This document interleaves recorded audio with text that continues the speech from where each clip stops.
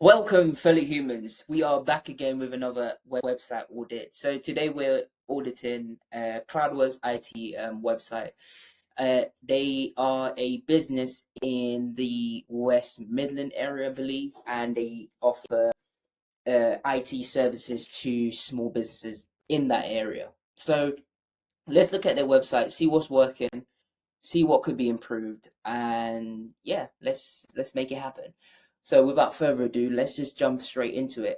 By the way, guys, it's gonna look different on my screen because I'm on my desktop. So what I would hope this business what they've done is optimize for the mobile user experience, because many folks are researching and doing purchases on their phone. They're not actually using a laptop or a computer. So it's important that as a business, when you have your website, you make sure that it's optimized for the mobile, because people nowadays are using the phone for everything. So yeah, I like the fact that they've put their logo in the top left hand corner here, and it's not taking up a lot of real estate. You see many businesses, they have the logo like front and center, and that's not ideal.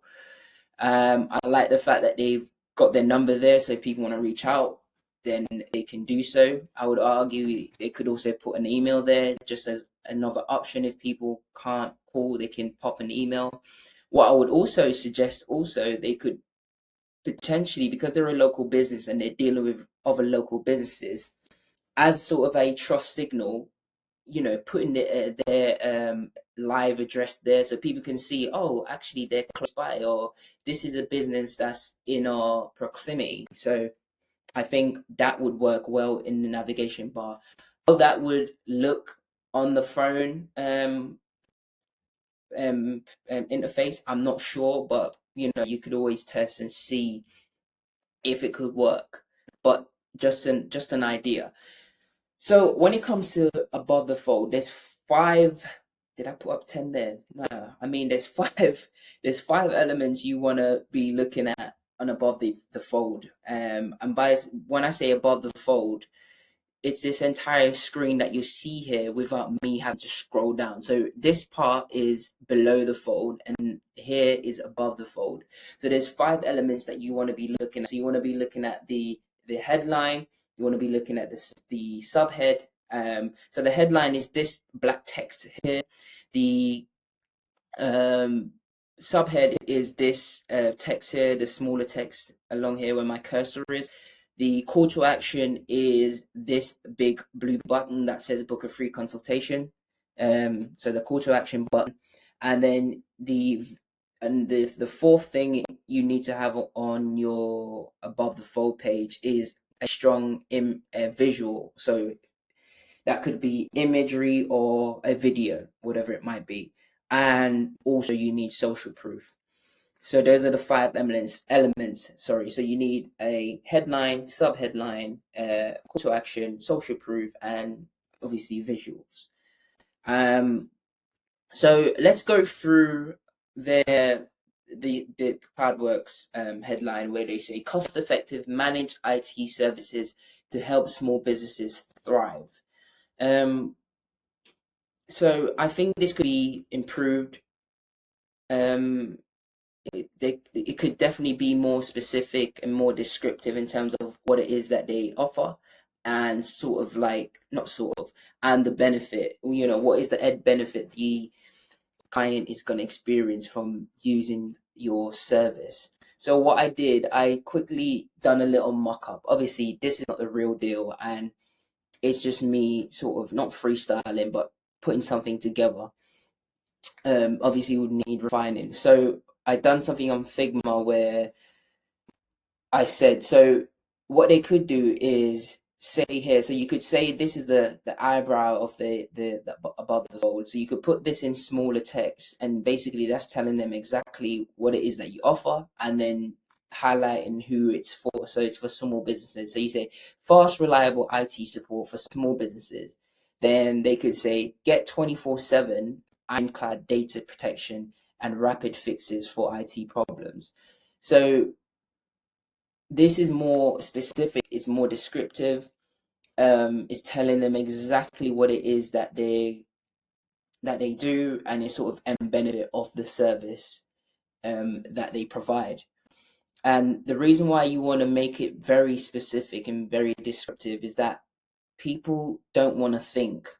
People are already busy as it is. So if anything's vague, or they don't understand certain things, or it's just not making sense, people are just going to click off, and you're going to lose that customer. So making it as specific as descriptive as possible is what will work for you. So tell them straight from the jump, what it is that you do and how you can benefit them. That's what's going to work. Telling them just, most businesses just say only what they do, like I offer this service, but they don't actually tell the client what it is, how they benefit. That doesn't work, because people, they don't buy the actual thing, they buy outcomes. So we want to focus on the outcome. People that's going to be signing up to this, they want data protection, and they want, rapid fixes. They want you to solve the IT issue that they face on a day-to-day basis quickly as possible without them having to do it. So yeah.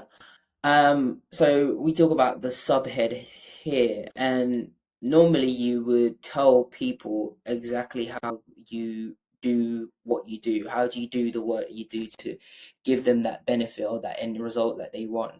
So they say, from cloud to cybersecurity, we handle your IT so you don't have to.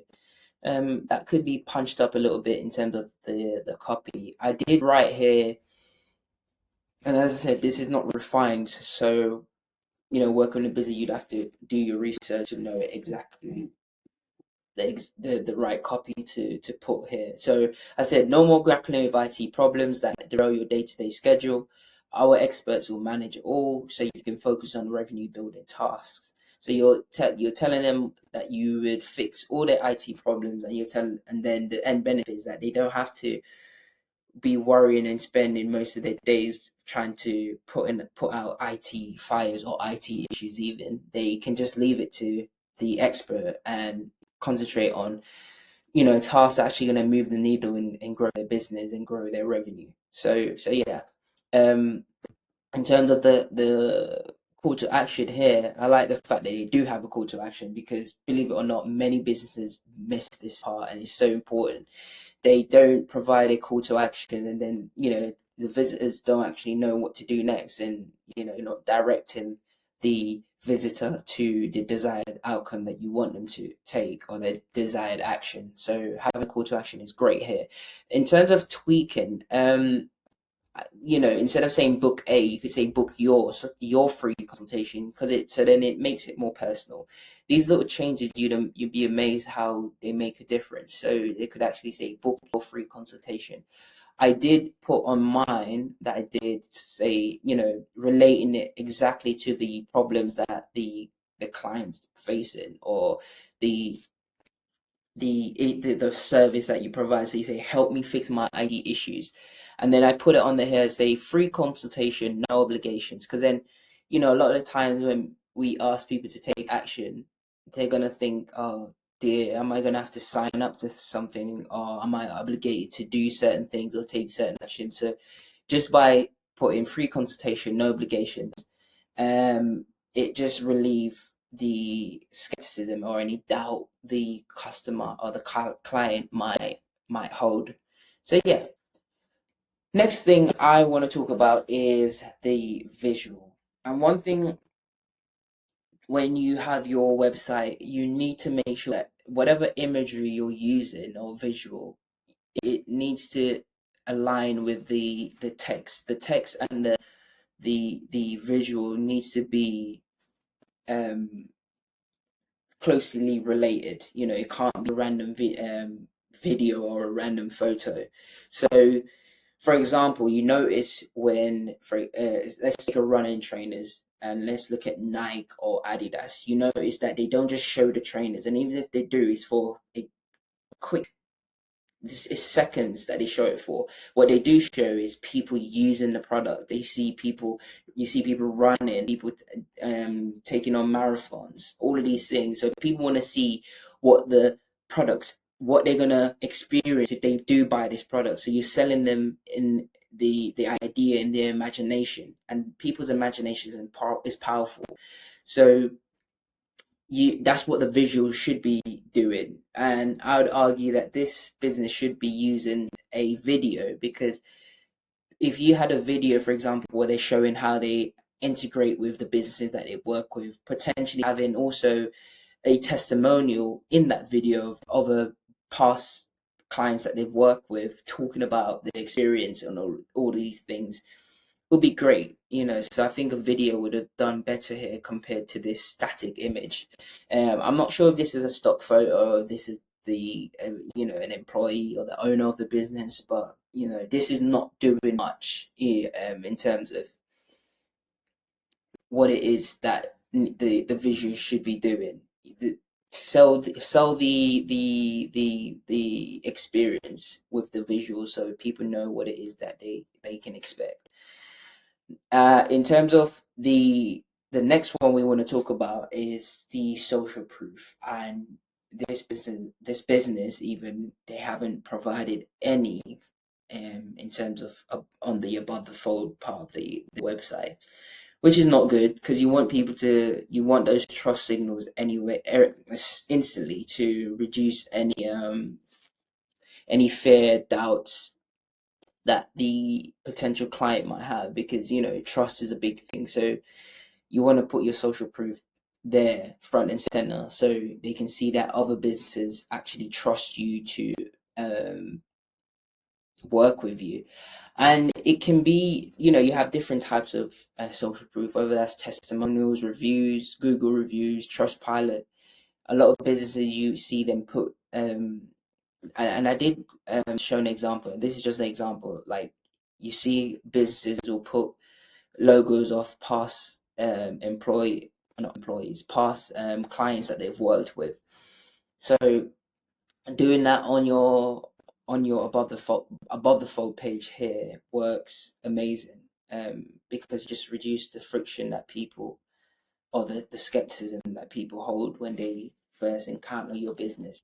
So in this section, I think they could talk about the problem, let people know that you understand their pain points. And so they talk about the problem, agitate the problem before they provide sort of like the benefits or the features or the solutions even.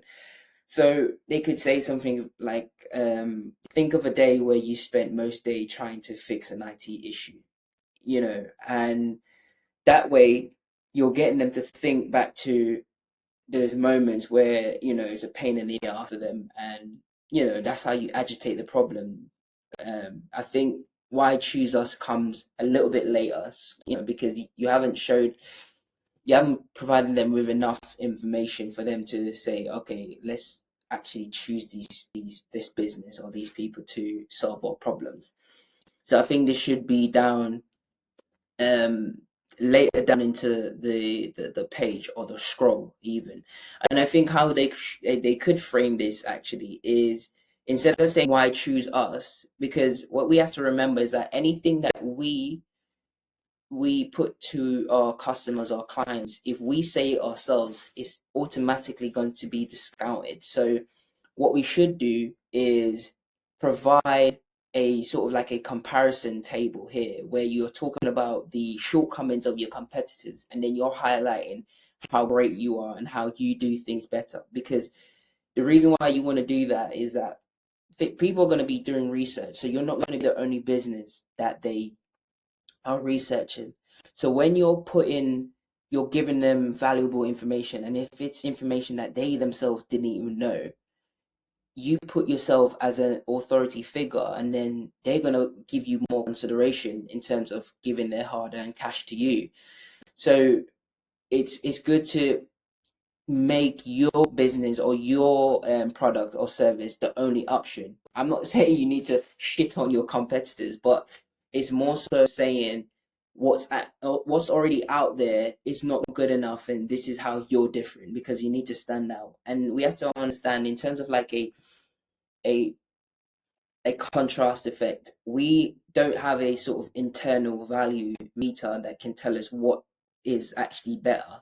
if there actually isn't a comparison. So there needs to be a comparison to be like, oh, this thing offers this, but actually CloudWorks, they offer X, Y, and Z. So that's how you can stand out. So framing this in a thing of making a comparison and showing everything that your competitors doing and the shortcomings of what they're doing, and then saying, highlighting how great you are and how better you do your thing would work best. And you can provide that in facts, statistics, or whatever. And it doesn't have to be a comparison table. It could just be short, punchy copy, but you're stating and making sure you're telling them why you're different, because as I said, you're not the only one in the market.